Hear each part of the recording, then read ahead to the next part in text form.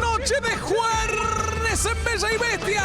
Por ustedes, llega Caro Amoroso y Nico Wiñaski. Ahí está. Buenas noches. Bien, Wiñaski, es nuestro jueves. Exactamente. O el viernes chiquitico. Exactamente. Hoy terminamos nuestra semana que empieza el domingo. Que empieza el domingo, la semana informativa, pero por supuesto hay TN Internacional el sábado, ¿no? Exactamente. No te olvides nunca, metemos el chivazo siempre los jueves. Está muy bien. A ver, tenemos mucha, pero mucha información. Hoy se conoció el dato menos deseado, pero la verdad es que es la crónica de una inflación anunciada, ¿no? Sí. Hablábamos de que algunas previsiones privadas ya estaban calculando una inflación en torno al 7,5%. Tristemente esto ubica a la Argentina como el peor de la clase, el peor del vecindario. Un vecindario en el que está Venezuela, ¿no? Exactamente. Pasamos a la inflación de Venezuela, una inflación hasta ahora del 46%, interanual del 72%, si no me equivoco. La más alta en 20 años. Después te voy a contar qué pasaba hace 20 años con la economía argentina y la política. Estuve revisando archivo de tapas, de Clarín, como no podía ser de otra manera, don Wiñaski. Pero está con nosotros también alguien que habló, ¿recuerdan ustedes? Hace no mucho tiempo atrás de un dólar que parecía una cifra sideral y después se fue acercando tristemente esa previsión y por supuesto, cuando hablamos del dólar, hablamos también de otra variable que ejerce presión inflacionaria. Roberto García Moritán está con nosotros. ¿Cómo estás, Roberto? Carolina, buenas noches, Nicolás. Buenas noches. Gracias por invitar. No, por supuesto. Nos va a ayudar a tratar de entender qué está pasando y qué va a pasar, ¿no? Sí, y vuelvo a la premisa de ayer. ¿Y cómo salimos de esto? ¿Cómo salimos? Sí. Que alguien nos diga cómo se sale de este laberinto, ¿no? Hay quienes dicen, bueno, la mejor manera de salir es por arriba. Bueno, ¿cuál es la fórmula para ver justamente nuestros problemas desde arriba y trascenderlos? Ahí está, Moritán dice, no, yo no vine para esto. Le pregunta a la producción, ¿pero esto es lo que acordamos? Bueno, claramente esta es la pregunta de la hora. ¿Cómo se sale del laberinto en el que está la economía argentina y, por supuesto, de algo que termina siendo un flagelo para la vida cotidiana? Totalmente, ¿no? Los cálculos pueden dar más de 100% de inflación anual. 100% de inflación anual. ¿Qué pasa en un país cuando hay 100% de inflación? Dramas. Dramas, absolutamente. Bueno, a ver, tenemos que hablar, hablando de dramas, de una situación muy tirante. Y hablamos de furia bolivariana, furia del régimen de Nicolás Maduro desplegando toda la artillería contra el gobierno de Alberto Fernández. Te lo contábamos antes, el propio Jorge Rodríguez, esta suerte de figura y estratega de la vocería y de la comunicación del régimen de bolivariano. Exactamente. Muy buena analogía, Nico. Este personaje hablando directamente sobre una fiscal argentina, sobre Cecilia Incardona, la tildó de ladrona, pero tilda además al gobierno argentino de una suerte de títere del gobierno y de los designios de la Secretaría de Estado, ¿no? Sí, exactamente. Es por la cuestión del avión de Emtrasur, que hoy hay una novedad por pedido de un juez de Columbia, Estados Unidos. El avión fue incautado, digamos, secuestrado, una especie de pedido que le hace la justicia de los Estados Unidos a la justicia argentina, el juez Federico Villena, y el FBI allanó el avión hoy, ¿no? Hay que ver si Estados Unidos se lo lleva a los Estados Unidos o no, pero hoy el FBI estuvo dentro del avión con la Policía de Seguridad Aeroportuaria buscando que, bien no se sabe, la versión oficial es que buscando partes, porque el avión es de Boeing, y como está obviamente sancionado por la justicia de los Estados Unidos, podría Boeing haber cometido algún tipo de delito si le vendió repuestos al avión, que para los Estados Unidos es de Mahan Air, una aerolínea iraní que consideran terrorista. Claro. Bueno, recordás vos que se hablaba mucho, ¿no?, de estas cortinas o de estos armados del régimen de Nicolás Maduro con el régimen iranino, hacer pasar por un avión comercial de una aerolínea. Vamos a nombrarla, Conviasa ha sido sujeto de investigación muchas veces, incluso hay muy buenas investigaciones periodísticas sobre el funcionamiento de Conviasa. Y en realidad lo que hay es otra cosa, ¿no? Sí. Es un avión destinado a otros fines, a situaciones realmente muy, muy opacas y también es importante decirlo, ¿no? Porque aquí está interviniendo la Secretaría de Estado, o hay un pedido claro de la justicia norteamericana, pero hay un pedido claro, en definitiva, de los Estados sí, por Unidos. supuesto, pasa por la Secretaría de Estado de la Cancillería Argentina. Exactamente, de los Estados Unidos, pero acá lo que hay, en definitiva, es un tema de seguridad internacional. Atención con esto. Esto es de la máxima delicadeza y sensibilidad, ¿no? Sí, a ver, el FBI, los agentes del FBI hoy estuvieron adentro del avión, ¿no? Siguen parte toda la tripulación sigue en la Argentina, parte se podría ir, parte no, sobre todo los iraníes, el piloto Qasemi Gholam Reza, o Gholam Reza Qasemi, depende cómo se lo nombre, que desde el 2017 o desde el 2007 ya era mencionado como un piloto que llevaba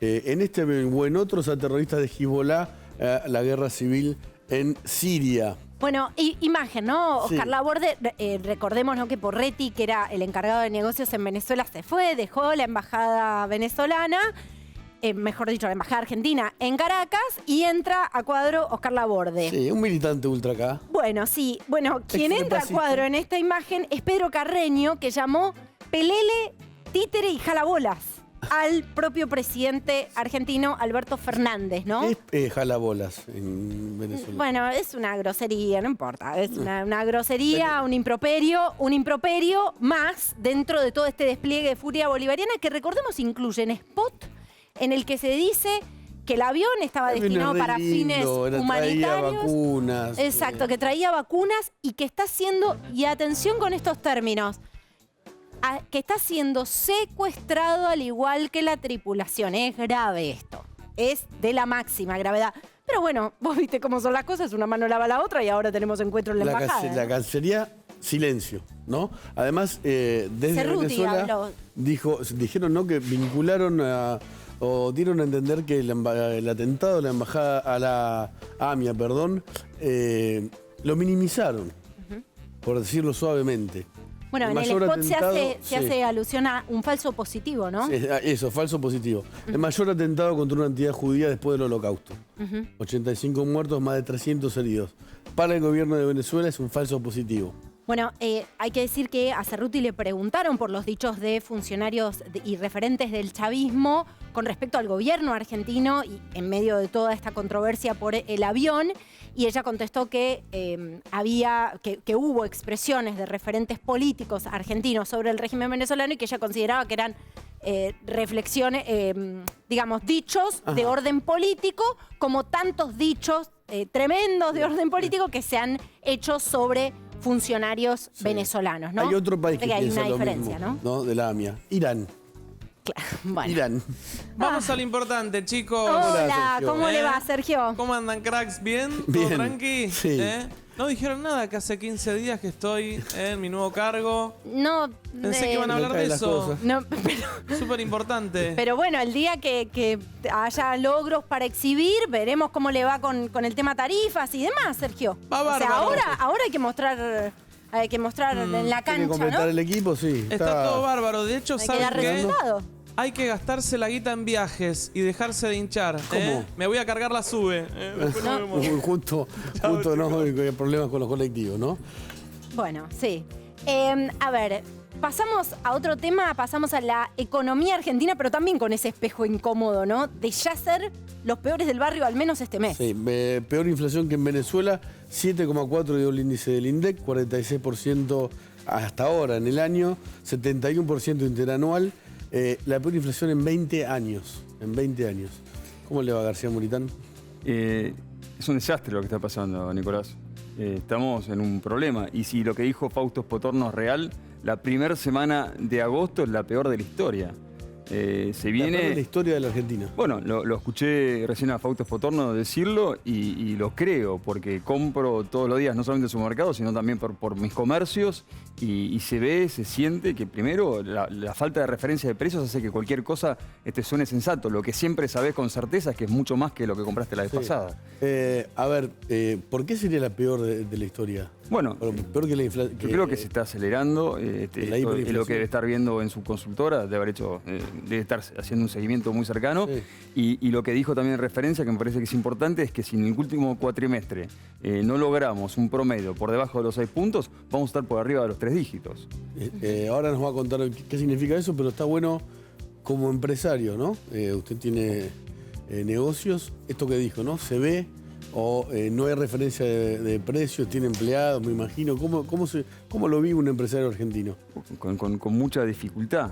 Imagínate que sabiendo que se está acelerando la circulación del dinero, ya no sabes ni siquiera qué precio poner por cubrirte. Lo que uno sabe es que si no le embocás al precio justo y estás por debajo de tu punto de equilibrio, puede no alcanzarte para cubrir los costos fijos, con lo cual es importante que esta cuenta siempre tenga un margen. Entonces, es una especie de bola que no se detiene, que solamente genera mucho malestar en la sociedad, porque el que la termina pagando siempre es el que menos tiene. Sí, por supuesto. Ahora, en este escenario, la verdad es que no hay solución, no hay magia. Mirá, parafraseando e invirtiendo el sentido de la frase de Cristina Fernández de Kirchner, no fue magia. Bueno, no hay magia. No hay magia posible. Hoy, un buen escenario para Sergio Massa como ministro de Economía realizable, un escenario realizable, ¿cuál sería? Estabilizar el dólar, la inflación que no se le dispare, que no esté por arriba de los 3 dígitos.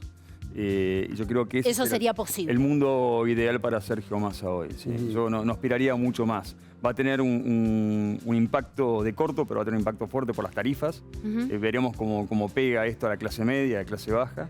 Por aparte, hay algo que no se está considerando, es que hay muchas personas que no tienen el servicio, Claro, por no tienen gas, sí, obvio. y no tienen agua potable, sino por bomba eléctrica. Hay que ver cómo lo resuelven.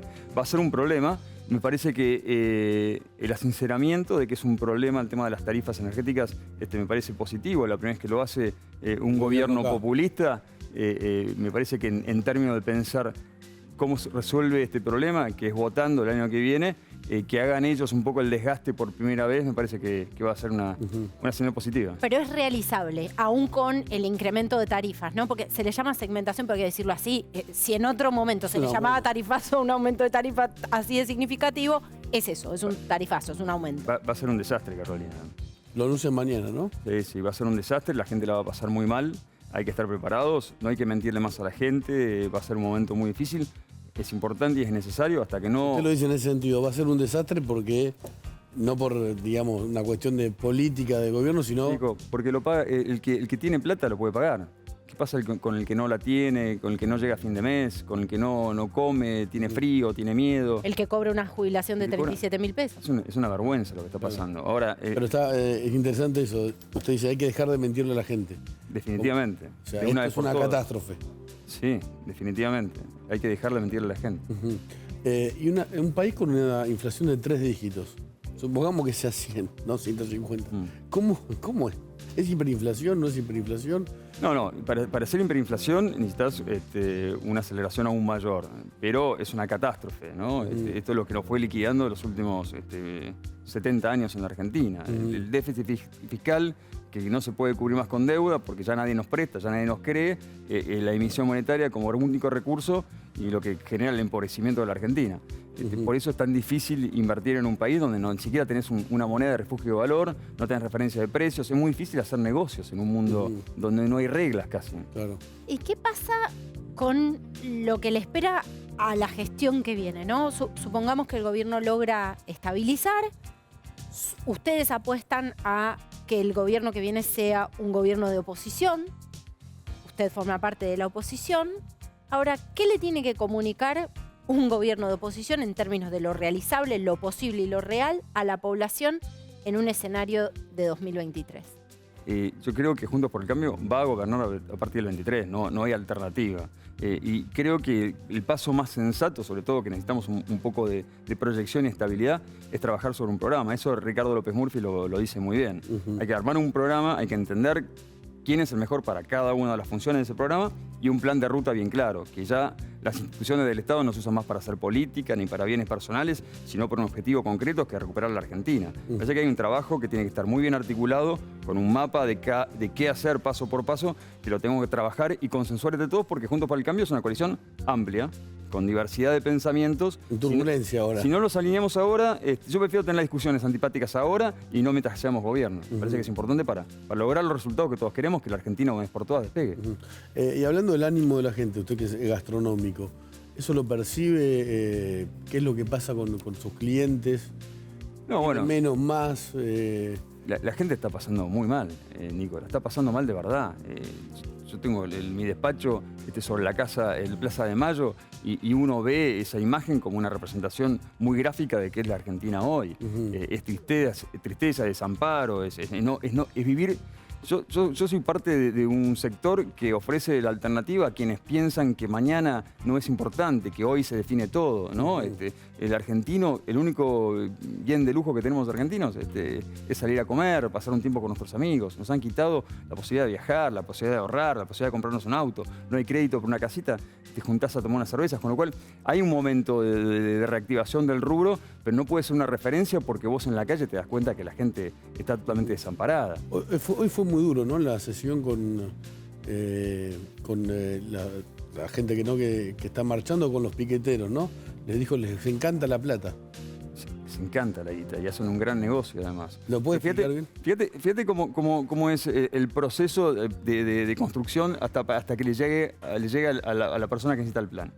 Sale de Desarrollo Social, tiene una primera estación, la Secretaría de Economía Popular con Pérsico, donde tiene que bancar una estructura, los curros correspondientes a la estructura, los amigos de Pérsico seguramente se lleven algo.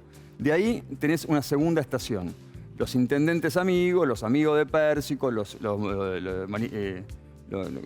movimientos sociales y todo esto en secretario, con su estructura, su curro correspondiente y todo lo demás. De ahí vas a una tercera estación, que son los punteros, con su curro, con todo lo que corresponderá, para recién después llegar a la gente. O sea, pasó por 3 estaciones antes de llegarle el plan. Y no solamente eso, confeso, por ellos mismos le cobran un porcentaje de ese plan. Fíjate cómo hay un negocio. Se les encanta la guita a los funcionarios y a los punteros que se llevarían a... Pero a tal punto... No digamos al que cobra el plan. Pero no, por supuesto, hay una diferenciación enorme entre quien percibe el plan y quien nos administra, ¿no? Los hijos de la pobreza disfrutan de desfilar estas personas por 9 de julio, por eso lo hacen tan seguido. Y fíjate otra cosa más. Tanto les gusta la guita a estos tipos, tanto les gusta el negocio de lucrar con la pobreza, que defienden la idea de que vayan los padres con los chicos. O sea, ni siquiera entienden la importancia, ni siquiera comparten la importancia de la educación. Nos tratan de gorilas porque pedimos que los chicos son 30.000, 40.000, no se pueden organizar para llevar a los chicos a la escuela, que alguno se ocupe de la logística para que estas chicas tengan una educación, a menos que quieran que hagan la profesión de piqueteros. Entonces, los llevan a las marchas con el único objetivo, ¿sabes qué? De cubrirse ellos mismos. Porque saben que mientras que hayan chicos y mujeres en las marchas, ellos están cubiertos. Es una actitud muy mezquina, muy cobarde, que además esconde a estos CEOs que decía, detrás de niños, que me parece que no es justo. A ver, recuerdo haber visto una imagen suya que se viralizó en las redes sociales en la que estaba caminando en una marcha. De hecho, hubo una persona que creo que le pidió una foto, después otras personas que agredieron a esa persona que le estaba pidiendo una foto. Entiendo que su objetivo es llegar a muchas de esas personas que puede usted sentir que están siendo engañadas por todo este aparato del que usted habla. Ahora, ese aparato puede penetrar porque hay un vacío muy grande, porque hay muchas instancias e instituciones dándoles la espalda a estas personas. ¿Cómo se empieza a llegar a tender un lazo y a empezar a tratar de recomponer todos esos derechos vulnerados? Mira, Carolina, lo que yo quise hacer cuando me metí era demostrar algo que era bien claro. Primero, que están ahí por obligación, no quieren estar ahí. Segundo, no son violentos. El que recibe el plan está ahí porque necesita ese complemento, generalmente hacen changa, es un complemento económico para llegar a fin de mes. Los violentos son los piqueteros, los que administran estos planes, los que los llevan arreados, y el video que subí otra vez quedó bien claro. Una mujer se quiere sacar cariñosamente una foto conmigo y de atrás la otra que la apuraba y la matoneaba. Ahora, ¿cómo se resuelve? Fíjate que tenés un presupuesto importante puesto en todas estas personas y en la administración, y ya te fui contando cómo fueron las estaciones. Ahora, imagínate si en vez de salir a marchar se pusieran a producir ellos, lo que fuera. ¿Por qué no empezamos a cambiar la concepción? Porque son excelentes para juntar gente y manifestarse, pero no tienen ni idea cómo generar un plato de comida por ellos mismos. Entonces lo que hay que hacer es un cambio de cultura. Por supuesto que esto es muy conveniente para la política, hay que limpiar de una vez por todas a todos los que hacen el negocio con esto, porque yo conté una estación, pero la realidad es que está muy articulado y son muchos los sectores que viven de la pobreza. Y más si se cuentan planes La pobreza y el populismo le es muy conveniente a determinados sectores de la política. Es el mismo discurso que tiene el gobierno, ¿no? Que va a auditar los planes, que se los va a sacar a quien no cumple. ¿Le cree? Bueno, veremos. Yo prefiero ver antes de opinar, pero espero que empiecen a enderezar la cosa de a poco, porque de verdad, para el 23 vamos a tener que hacer todos un esfuerzo enorme y cuanto más hagan este gobierno, más fácil va a ser para lo que venga. Ahora, pensemos en una de las bases de la recuperación de ese tejido social que tiene que ver con la generación de empleo. La generación de empleo privado, que requiere de inversiones, de gente que apueste a la Argentina, de empresas y empresarios que no se sientan expulsados. Hay sectores que tienen a buena parte de sus referentes fuera del país. Sí. También por cierta estigmatización hasta ideológica de lo que significa generar pobreza en la Argentina. ¿Cuáles son los mensajes que les mandarían ustedes como espacio a esos empresarios para que vuelvan a apostar en una Argentina que golpea? Mira, Carolina, yo desde mi posición humilde como legislador porteño, estoy tratando de forma, en todos los gestos posibles, de mostrar que ahora hay un grupo de personas, Republicanos Unidos es uno de estos partidos, que estamos trabajando en recuperar la Argentina y que estamos dispuestos a dos cosas: a decir siempre la verdad y a poner el cuerpo y estar en la línea de fuego. Así que la realidad es que me parece que la señal es... hay un cambio de agenda, la gente está empezando a creer que es posible y es importante cambiar determinadas cosas. Hablar antes de una reforma laboral era muy complicado. Yo como pyme era un tema que a mí me costaba mucho hablar sin que me temblaran las piernas. Hoy por hoy lo digo con orgullo. Nosotros necesitamos en Argentina triplicar o cuadriplicar la cantidad de pymes que tenemos en la Argentina. Fíjate cómo podés resolver muchos temas triplicando o cuadriplicando el sector privado. Para darle a un jubilado una jubilación más o menos decente necesitas 4 personas registradas en blanco. Por 4 personas registradas, una jubilación decente. Tenés 5.2 millones de jubilados, 1.7 pensionados, casi 7 millones de jubilados.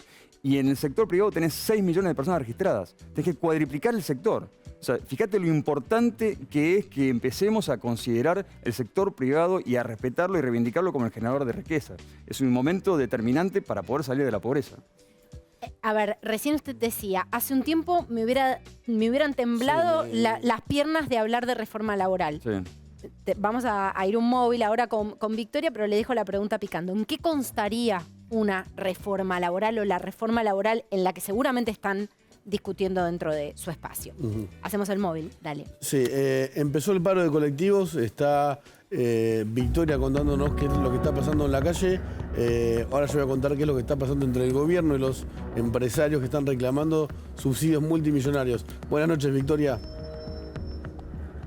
¿Cómo andás, Nico? ¿Cómo estás, Caro? Sí, estamos trabajando acá en Constitución hace 1h20 aproximadamente, a las 22 horas que empezó este paro de transporte, paro de colectivos, de más de 100 líneas de colectivos que circulan en el AMBA, porque no se ha llegado a un acuerdo entre las cámaras empresarias del sector y el gobierno nacional y el Estado, que a pesar de que se comprometió a pagar 2.100 millones de pesos en las próximas 24 horas, bueno, para los empresarios esto no es suficiente, es una suerte de paliativo que les va a alcanzar para pagar aproximadamente 4 días de combustible y no es lo que ellos reclaman, que es un atraso en el subsidio de aproximadamente 19.000 millones de pesos desde marzo. Claro. Así que esta medida de fuerza empezó a las 10 de la noche, se va a extender hasta las 5 de la mañana. Mañana, durante todo el día, va a haber una reducción de la frecuencia en un 50% y atención porque el lunes, feriado 15 de agosto, el paro va a ser total. Se nota ahí la huelga, sí, estamos viendo imágenes. En principio sería bastante fuerte, ¿no? El acatamiento, ¿no? A este paro. Están reclamando 19.000 millones de pesos en subsidios los empresarios del transporte de colectivos, del AMBA. El gobierno dice son 13.000 millones. La información que tiene Victoria es muy buena. El gobierno les ofreció 2.100 millones. Y estarían discutiendo en este momento las cámaras empresarias si algunas líneas levantan el paro o no, si otras adhieren de otro modo, tal vez con frecuencias intermitentes, y otras más duras que dicen no, seguimos. Se verá mañana, el gobierno se va a poner supuestamente muy firme, mandando a los inspectores de la Comisión Nacional de la Regulación del Transporte para ver qué líneas no están cumpliendo con el servicio y sancionarlas.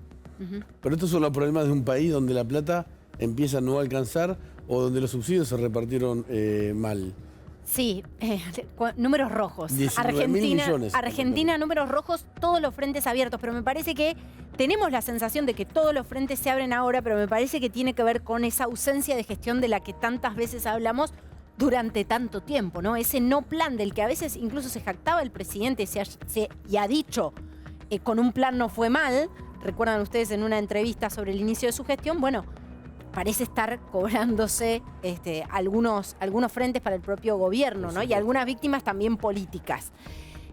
A ver, recién preguntábamos sobre esto que usted decía, ¿no? De la reforma laboral, tema sensible, pero tema que, según lo que comentaba, está en el corazón de su propuesta para reactivar a las pymes y para que puedan generar empleo. ¿En qué constaría una reforma laboral? Lo primero que hay que entender es que hace 10 años que no se genera un puesto en el sector privado. Todo el crecimiento del empleo fue del sector público, cosa que termina cargando el sector privado.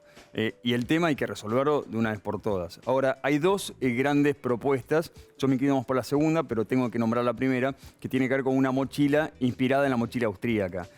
A mí no me gusta del todo esa idea porque, primero, no te garantiza que no haya un juicio y, segundo, porque le agrega un costo adicional a la pyme. No estamos para absorber ningún costo adicional. Ahora, la base del problema que tenemos hoy por hoy, quienes contratamos, son las multas. ¿Por qué son las multas? Porque hacen que una indemnización razonable que corresponde se pueda disparar a números imposibles de pagar, a tal punto que un juicio laboral te puede cerrar tu zapatería, te puede cerrar tu ferretería y obviamente las inversiones de toda tu vida. Lo que vos necesitas como pyme es más o menos un mínimo de proyección para poder meterlo en tus números. Si vos lo podés meter en tus números, lo podés afrontar porque es parte del riesgo que asumís como empresario. Ahora, lo que hay que también terminar de entender es que hay dos mundos. Para mí hay un mundo de derechos adquiridos. Eso ya está. Lo que tenemos que pensar son los nuevos empleos. Los nuevos empleos bajo una nueva legislación sin multas y mucha predecibilidad. Sí, o sea, sin indemnización. No, con indemnización, por supuesto, con las vacaciones, con el aguinaldo, con todo lo que corresponde, pero sin las multas, lo que te dispara una indemnización que debería ser un sueldo por cada año trabajado, más el aguinaldo, más vacaciones, que se convierte en un incuantificable, porque hay otro tema.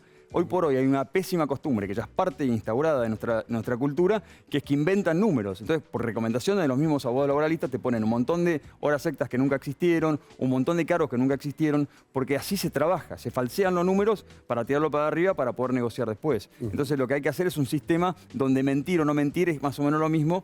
Tiene que haber una penalidad, si no lo tienen registrado, por supuesto. Hay que ser mucho más estrictos si vas a dar algunos beneficios, pero que dé predecibilidad y que no haga quebrar a tu pyme.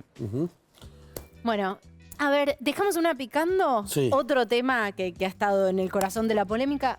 ¿Retenciones sí o no? Pero la dejamos picando. Parpadeo y volvemos.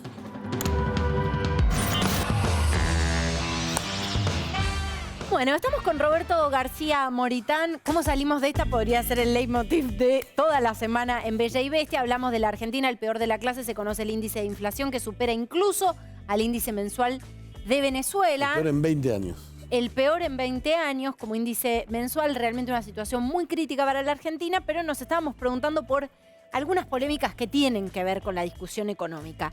Hablemos del campo. ¿Qué pasa? ¿Qué propondría usted para las retenciones? Se ha dicho mucho, sobre todo desde la oposición, no tienen que existir las retenciones, no fomentan a un sector que tenemos que apuntalar o seguir ayudando a crecer porque es el sector más competitivo de la economía. ¿Cuál es su posición? Los impuestos se ponen en general por dos razones. El primero es recaudar para poder administrar el gasto público. Pero el segundo también como regulador de conductas. Si vos querés que Nico deje de fumar, le subís los impuestos y desincentivás que él gaste su sueldo en cigarrillos. Ahora, ¿qué pasa con el sector privado? O con los aranceles y el campo. Y pasa exactamente lo mismo. Si vos querés que dejen de invertir, si vos querés que dejen de producir, dejen de trabajar, subiles la retención en lo suficiente como para que dejen de trabajar. Ahora, ¿cuál es la solución? Tenés dos temas. El primero es terminar de asumir que este gobierno es incapaz de generar otros sectores que colaboren a la contribución total de la economía. El 70% de los dólares que entran a la Argentina vienen del campo y derivados, con lo cual hay un problema que hay que resolver. La incapacidad de la Argentina de generar otras industrias competitivas que puedan aportar también a un país que está desesperado por que entren dólares. Tenés la economía del conocimiento, pero está en 6.000 millones al año, con lo cual no tiene ningún tipo de nivel de equiparación. Después, Podría tenerlo. podría la economía de conocimiento tenerlo. Sí, por supuesto, pero fíjate que con esta brecha cambiaria, ¿qué es lo que te pasa? Vos vendés servicios y ¿cuál es el incentivo de traer los dólares a la Argentina? Ninguno. Y bueno, ahí está el problema. O sea, podría seguramente seguir generando un montón, pero no los traen. Entonces, como si no lo hicieran. Y el segundo tema también está en encontrar en el campo un socio con el que uno tiene que empezar y aprender a crecer. Si vos con el campo te asociás y encontrás el punto justo, como para que genere el estímulo, para que sigan creciendo y produciendo, pero que te alcanza a vos para no tener un problema en tu gasto público, me parece que es el mejor camino. La idea esta de primero la dicotomía ciudad o campo es viejísima. Sí, ya quedó, murió en el segundo plan quinquenal de Perón. Y el tema de no poder sentarte con ellos, a entender cuál es el punto de equilibrio justo entre lo que te permite a vos desarrollar y crear un Estado que tiene que ser eficiente, sacar a la política y a los curros de encima, pero además generar los estímulos suficientes para que el campo se entusiasme e invierta en la Argentina, tiene que ser la búsqueda, sin lugar a duda. Bueno, no parece tan complicado, ¿no? Es que en la mayoría, fíjate cómo viven los países ricos del mundo. Tenés 195 países, 150 y pico viven muy bien, que lo que hacen todo lo mismo. Son un determinado tipo de conducta. El 40 y pico del resto de los países que viven mal hacen todo lo contrario. ¿Por qué elegimos siempre lo que hacen los países a los que le va mal? Por eso quería recordar esto. 20 años no es nada, o es muchísimo. Es la peor inflación interanual desde hace 20 años, 71%. En abril del 2002, renunciaba Remesnikov, el 23 de abril, que fue el ministro de Economía que rompió la convertibilidad, ¿no? Presidencia de Duhalde. 2 días no hubo ministro. 2 días no hubo ministro. Parecido a la renuncia de Guzmán en otro contexto, ¿no? Venía la Argentina del crack del 2001. Y después asumió Roberto Labaña, ¿no? Que fue la persona que empezó lo que después Kirchner se atribuía a sí mismo, que era el modelo, ¿no? Eso es lo que pasaba en abril del 2002, hace 20 años, cuando la inflación era similar a la actual, pero venía, ¿no?, de la convertibilidad en otro contexto, ¿no? Ni siquiera los índices sociales eran tan graves como ahora. Y se empezaba a implementar también en abril el plan Jefas y Jefes de Hogar. ¿Cuánto se cobraba? 150 pesos. 150 pesos. Quiero decir que, Kirchner, cuando llega y lleva adelante su mandato, tiene el famoso viento de cola, ¿no? Sí, el precio de los commodities. Y a Labaña, que ya dejó la economía creciendo. Está bien, pero sobre todas las cosas el viento de cola, ¿no? También hay que decir eso, ¿no? Alguna vez alguien tipificó a Alberto como un Néstor sin soja, ¿no? Lo escuché en alguna editorial, creo que fue Carlos Pañi que lo traía a colación. Y me parece que hay algo de eso que se tiene que ponderar también a la hora de evaluar también los resultados de esa gestión, ¿no? A propósito de lo que veníamos conversando. Y por supuesto, Labaña, que está asesorando a Sergio Massa, ¿Massa genera algún tipo de confianza en el mundo de la economía? Yo creo que hoy por hoy son socios del fracaso, todos. Massa es el más serio de todos, pero es parte de lo mismo. Está en el orden de los que componían la boleta. La boleta la tiene la cara de Alberto, la cara de Cristina, la de Kicillof, la de Sergio Massa. Sí. Son todos socios. Sí. Ahora, que él tenga como misión estabilizar un poco la macro y llegar a las próximas elecciones, bueno, me parece razonable como objetivo. Ahora hay que ver a qué costo, ¿no? Porque lo que ellos van a tener que hacer es meter plata para controlar el dólar, y lo vamos a tener que pagar en algún momento. Espero que el costo no sea lo suficiente como para que lo sigamos sintiendo a partir del 23. ¿Cuánta plata tiene hoy la Argentina? Porque Miguel Pelle dijo que se está usando el swap de China. Nada. O sea, hoy la Argentina está como Nosotros ya asumió Duhalde, ¿no? Hace varios años que no tenemos, hace varios meses que no tenemos reservas. Estamos viviendo del préstamo chino, que estamos además usándolo para que nos plate el dólar. La semana pasada fueron $1.000 millones lo que ¿De cuánto es el préstamo chino? No, ya no sé, que no queda, pero no queda nada. Creo que quedaban para 15 días más las reservas, a este ritmo de... ¿Y qué pasa cuando un país se queda sin nada? Y no tiene... Y te terminás de desnudar, Nico. Lo poco que te queda de ropa y de dignidad lo vas a tener que dejar por el piso. Vos tenés como país algunas reservas que te permiten ofrecer como garantía, que es como la segunda reserva de gas del mundo o la segunda reserva de litio del mundo, que duplica a la tercera, que es la, no me acuerdo si de Chile o de Bolivia, y estamos en una condición para garantizar que pase lo que pase, vamos a cumplir, pero a la Argentina le queda muy poco de dignidad ya a esta altura. Este es un escenario, ojalá no pase, ¿no? Pero no sé si... Ojalá no pase. No sé si hay tiempo para revertirlo. Ojalá no pase definitivamente. Y si no, tendrá que ir haciendo una transición ordenada. Yo creo que si la oposición, si Juntos por el Cambio, propone un proyecto sensato, se pone a disposición, entendemos los argentinos que el objetivo es que la cosa más o menos se mantenga estable. Estamos todos de acuerdo con el plan y el tipo de país en el que nos queremos convertir, lejos de los iraníes, de los venezolanos, de las Cubas del mundo, y empezamos a vincularnos con los países serios, honestos, decentes, que creen realmente en el esfuerzo, que creen en la educación, que creen en el mérito, en el trabajo como forma de evolución social, va a ser mucho más fácil. Hoy por hoy tenés un gobierno que coquetea con el terrorismo. Y no me quiero meter, porque ahí el especialista sos vos, con el tema de las causas de Cristina. Sí. Bueno, bueno, yo quería métase.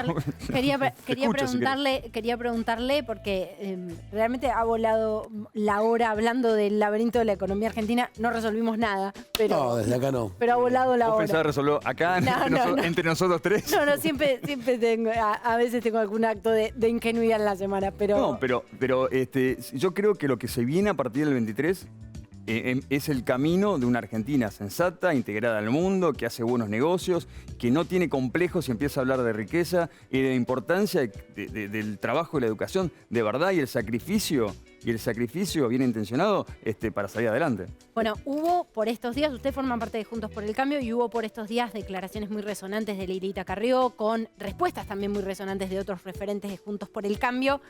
Usted hablaba de una visión de país alineado con los valores de determinados líderes o de determinados países, pero también es muy importante que en la coalición, o la que aspira a ser una coalición de gobierno, estén alineados los valores hacia dentro de la coalición. ¿Qué está pasando hacia adentro Juntos por el Cambio y cuál es la lectura que hace? Los problemas de verdad los tienen ellos. O sea, los que se odian en serio, los que tienen problemas internos, los que se traicionan todo el tiempo son los kirchneristas. Estas son discusiones propias de la puja de poder, porque se ven las posibilidades. Hay muchos partidos que son parte de Juntos por el Cambio, muy diversos además, y es lógico que aparezcan este tipo de cosas. Ahora, te soy sincero, yo prefiero que aparezcan ahora y no a partir del año que viene, donde vamos a estar todos en la meta final, concentrados y trabajando en conjunto. Nada, uno a veces se ve tentado frente a una cámara, se distrae y dice cosas que no quiere decir, no es importante. El problema interno lo tienen ellos, nosotros estamos alineados, nunca estuvimos tan juntos como lo estamos en este momento, tenemos que alinear el programa, como yo decía antes, para poder a la gente brindarle por lo menos un panorama de qué es lo que proponemos, para sepan qué modelo de Argentina proponemos nosotros también. Cristina Kirchner, usted decía, ¿no?, recién de lo de los juicios por corrupción. Para el mundo de la economía o para los países desarrollados, que ella sea la vicepresidenta y tenga el poder, ¿eso hace ruido a la economía? ¿Se puede arreglar algo la economía si ella sigue demostrando o haciendo gestos de autoridad? El mundo ya dio sentencia, el mundo ya la ha condenado a Cristina, independientemente de los resultados de nuestra justicia. Cuando hablan de la Argentina, hablan de Cristina y hablan de corrupción. Puede haber sido condicionado por los medios, lo que fuera, pero es una realidad que es concreta. Ahora, entre la pérdida de confianza por los incumplimientos sistemáticos de la Argentina y no tener en funcionamiento el ordenador, el organismo que tiene que resolver los conflictos, que la justicia, no tenés justicia, no sos fiable, sos un país que te cambia las reglas todo el tiempo, tenés una economía que es un desastre, imagínate el tiempo que vamos a necesitar. Bueno, Roberto, queríamos que se quedara para la historia que viene. Mauricio Luna siempre nos trae grandes historias que de alguna manera nos cuenta. Historias que nos cuentan, que alguien nos cuenta a nosotros, pero que también cuentan a la Argentina. Y en este caso los números rojos que viven a diario muchísimos argentinos remadores. Mauricio. Sí, Caro, es una historia que grafica lo que le sucede a muchos comerciantes, a muchos emprendedores en nuestro país, que deciden quizá hacer algún cambio en su negocio para crecer.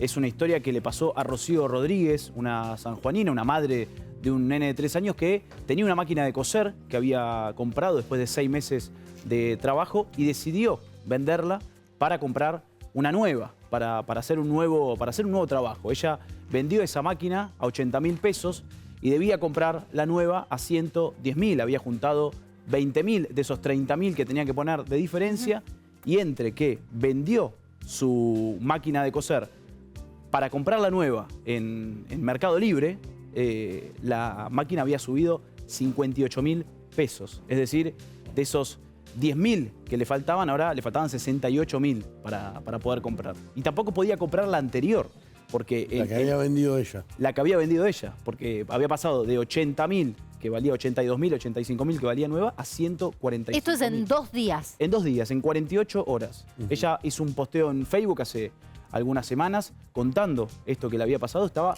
literalmente devastada. Había organizado, había pintado una habitación de su casa para crear ahí un taller donde ya había conseguido trabajo, donde había prometido trabajo incluso, y no lo pudo cumplir.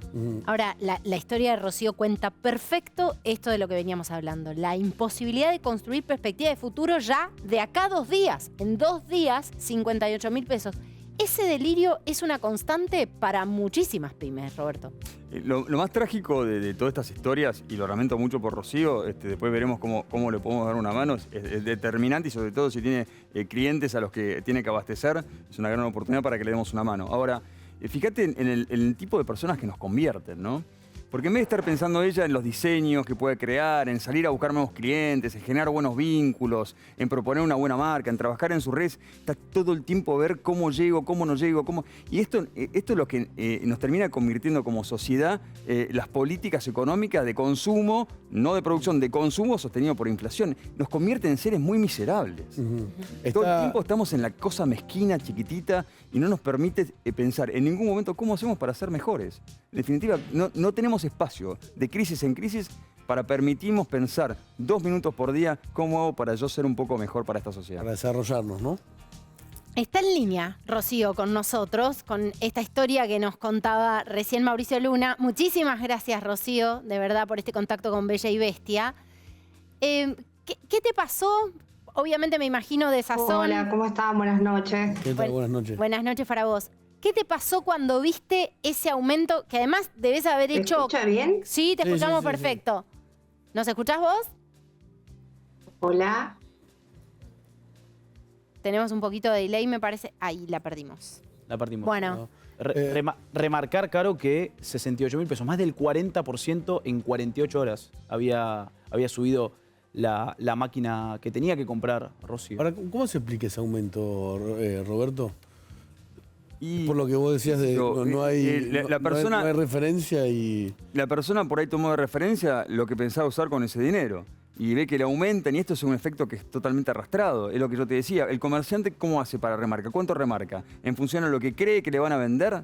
Tenés que vender lo tuyo aumentando el precio de lo que crees a lo que vas a recomponer. Es un problema. No se puede vivir. Por eso decía, muy interesante eso, sí. Cuando vos todo el tiempo estás pensando cómo hago yo para el mes siguiente, no quedar por debajo del punto de equilibrio, que en ese mundo debajo del punto de equilibrio es el mundo donde yo no pago los sueldos, o no pago las cuentas, o no pago el alquiler, o no como, o me dedico a otra cosa. O me tengo que dedicar a otra cosa. Pero ¿sabes qué? Si es con ese criterio, todos en Argentina nos tenemos que dedicar a otra cosa.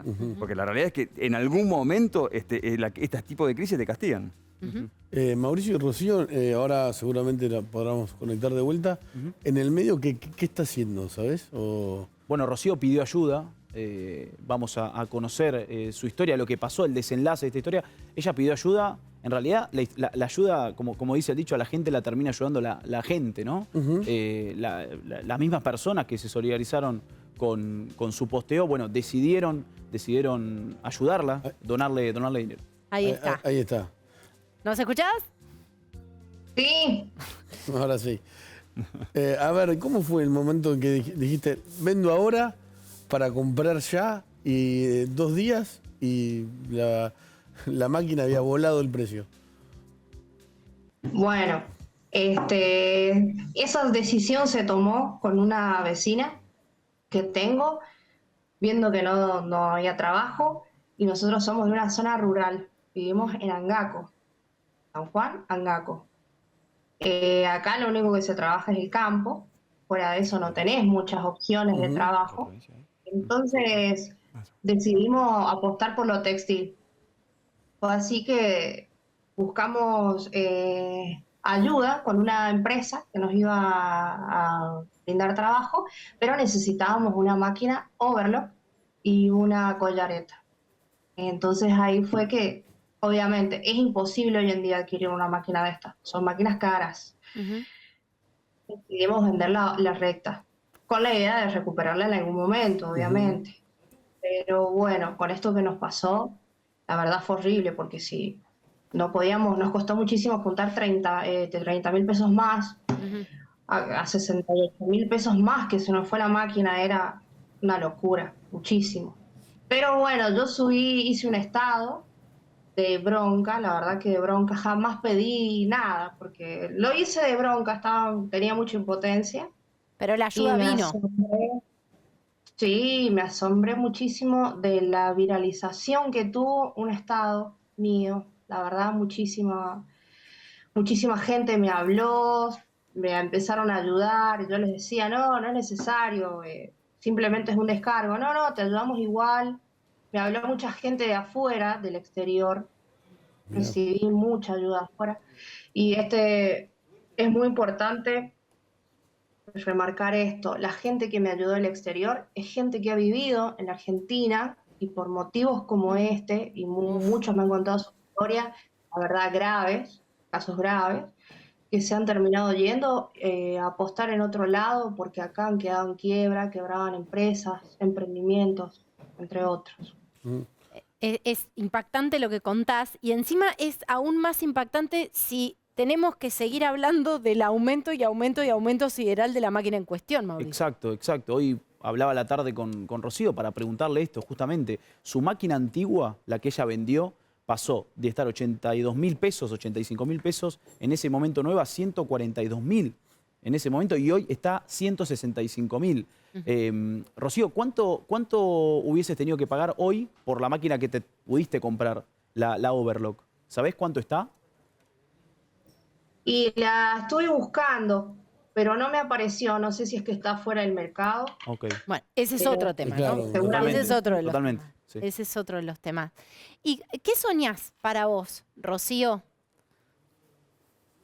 Y mi idea con todo esto es hacer una marca propia. Gustaría hacer una marca propia de ropa de bebé. Es lo que estaba haciendo particular antes de empezar a trabajar con la fábrica, porque luego de todo esto yo pude hacerme de máquinas. Logré con la ayuda de la gente comprar la máquina que me hacía falta. Me prestaron una collareta y llegó una donación muy linda de una persona amorosa de Tucumán que no quiere ser nombrada porque él dice que los héroes no se nombran. Y él me regaló una máquina zigzag, que es esta que tengo acá. Él me regaló esa máquina. Y con eso ya pude empezar a trabajar, la verdad. No lo podía creer. Todavía por ahí me levanto y no lo puedo creer porque nunca me imaginé que iba a llegar tan rápido a tener tantas máquinas. Bueno, y eso es trabajo, eso es dignidad, eso es sueños, eso es perspectiva de futuro para vos y para la gente que trabaja con vos, Rocío. Te agradecemos un montón por este contacto con nosotros. Muchas gracias. Muchísimas gracias. Roberto, ¿una conclusión? No, y que además lo que termina pasando es que muchas veces uno, sin saber si va por reponer su capital de trabajo, no vendés. Entonces, este tipo de cosas no solamente nos pone a todos frenéticos, además te frena totalmente la economía, ¿no? Complica la cadena de pagos. O sea, el descalabro que hace es brutal. Y repito, este tipo de cosas siempre castiga al que más lo necesita, el que más pobre, el que peor la está pasando. Y está produciendo ahora. Bueno, nos alegramos mucho, te hiciste un buen laburo porque... Sí, por suerte pude volver a trabajar, que es lo más importante. Sí, cuántos sueños truncos igual, porque lo que Sí, contaba claro. ella de la gente que se solidariza porque se fundió, porque se rindió, de alguna manera dijo, Argentina, Se fueron. me ganaste. Argentina, prueba de obstáculos, me has ganado, ¿no? Y se fueron. Y esas Esos son sueños que se van, gente que tiene mucho empuje y ganas de trabajar por un país mejor que se va. ¿Hacemos un parpadeo? Sí, muchas gracias, Roberto. Muchísimas gracias, Nico, Gracias. Carolina. Gracias de verdad por estar con nosotros. Gracias. Pausa, ya venimos.